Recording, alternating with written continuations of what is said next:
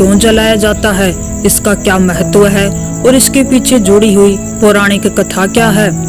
धनतेरस कार्तिक मास के कृष्ण पक्ष की त्रयोदशी तिथि को मनाई जाती है। इस दिन भगवान धन्वंतरी, कुबेर देव और माता लक्ष्मी की पूजा की जाती है। इस दिन सोना, चांदी और नए बर्तन की खरीदारी करना शुभ माना गया है। धनतेरस की शाम भगवान कुबेर और धन्वंतरी देव की पूजा करने के बाद यमराज के नाम का दीपक जलाया जाता है। धनतेरस पर इस दीपक का विशेष महत्व होता है। आइए जानते हैं कि इस बार यम का दीपक कब जलेगा और इसका क्या महत्व है। इस बार 18 अक्टूबर 2025 को धनतेरस है और इसी शाम यम का दीपक जलाया जाएगा।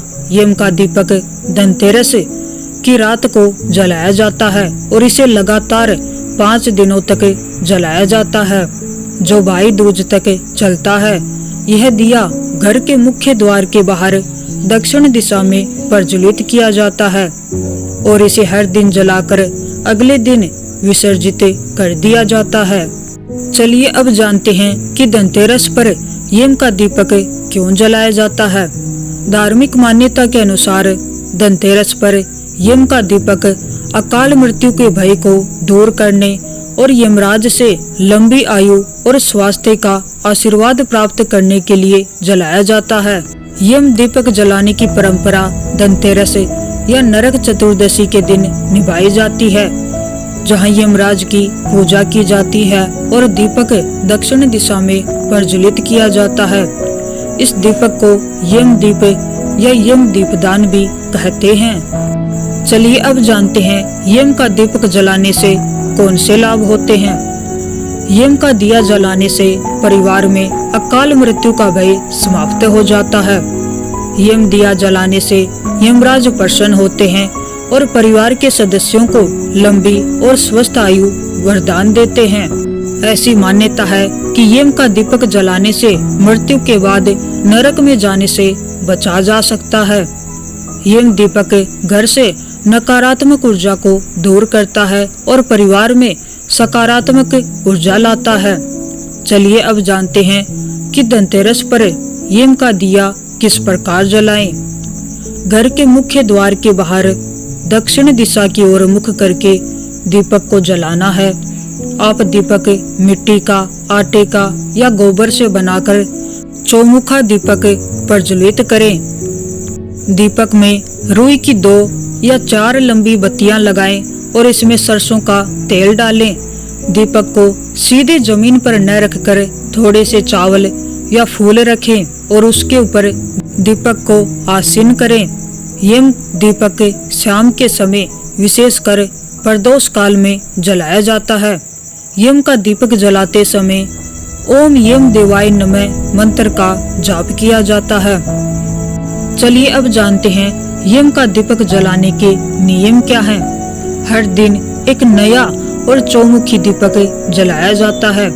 यम का दीपक घर के मुख्य द्वार के बाहर दक्षिण दिशा में ही रखना चाहिए। यम दीपक जलाने के बाद पीछे मुड़कर नहीं देखना चाहिए और अगले दिन उसका विसर्जन करना चाहिए। चलिए अब जानते हैं कि यम का दीपक क्यों जलाया जाता है, इसके पीछे कौन सी पौराणिक कथा है। कहते हैं बहुत समय पहले हंसराज नामक एक प्रतापी राजा था। एक बार वह अपने मित्रों, सैनिकों और अंगरक्षकों के साथ जंगल में शिकार खेलने गया। संयोग से राजा सबसे बिछुड़कर अकेला रह गया और भटकते हुए एक अन्य राजा हेमराज के राज्य में पहुंच गया। हेमराज ने थके हारे हंसराज का भव्य स्वागत किया। उसी रात हेमराज के यहाँ पुत्र जन्म हुआ। इस खुशी के अवसर पर हेमराज ने राज के उत्सव में सम्मिलित होने के लिए आग्रह के साथ हंसराज को कुछ दिनों के लिए अपने यहाँ रोक लिया। बच्चे के 6वें के दिन एक विचित्र घटना घटी। पूजा के समय देवी प्रकट हुई और बोली, आज इस शिशु की जो इतनी खुशियां मनाई जा रही हैं, यह अपने विवाह के 4थे दिन मृत्यु को प्राप्त हो जाएगा। इस भविष्यवाणी से सारे राज्य में शोक छा गया। हेमराज और उसके परिजनों पर तो वज्रपात ही हो गया। सब के सब स्तब्ध रह गए। इस शोक के समय हंसराज ने राजा हेमराज और उसके परिवार को ढांढस बंधाया। मित्र, आप तनिक भी विचलित न हो, इस बालक की रक्षा मैं करूंगा। संसार की कोई भी शक्ति इसका बाल बांका नहीं कर सकेगी। हंसराज ने यमुना के किनारे एक भूमिगत किला बनवाया और उसी के अंदर राजकुमार के पालन पोषण की व्यवस्था कराई। इसके अतिरिक्त राजकुमार की प्राण रक्षा के लिए हंसराज ने सुयोग्य ब्राह्मणों से अनेक तांत्रिक अनुष्ठान, यज्ञ, मंत्र जाप आदि की भी व्यवस्था करा रखी थी। धीरे धीरे राजकुमार युवा हुआ। उसकी सुंदरता एवं तेजस्विता की चर्चा सर्वत्र फैल गई। राजा हंसराज के कहने से हेमराज ने राजकुमार का विवाह भी कर दिया। जिस राजकुमारी से युवराज का विवाह हुआ था वह साक्षात लक्ष्मी लगती थी। ऐसी सुंदर वर वधू की जोड़ी जीवन में किसी ने न देखी थी। विधि का विधान।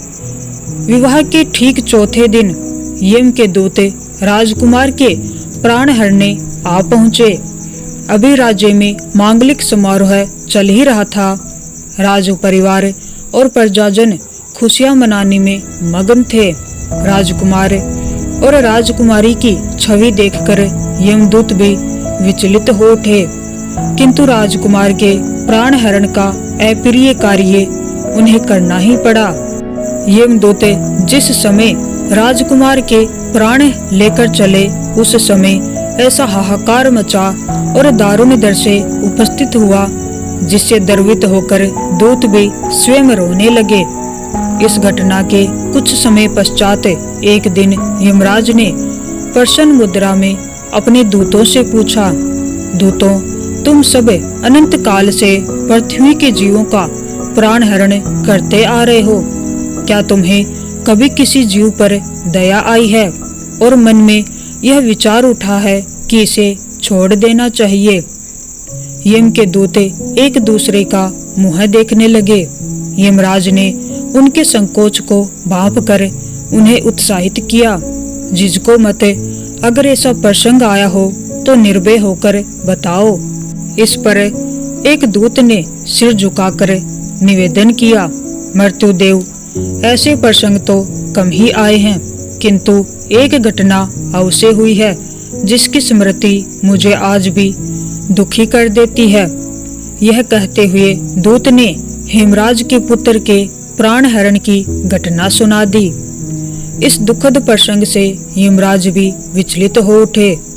इसे लक्ष्य करके दूत बोला, नाथ, क्या कोई ऐसा उपाय नहीं है जिससे इस प्रकार की अकाल मृत्यु से प्राणियों को छुटकारा मिल जाए?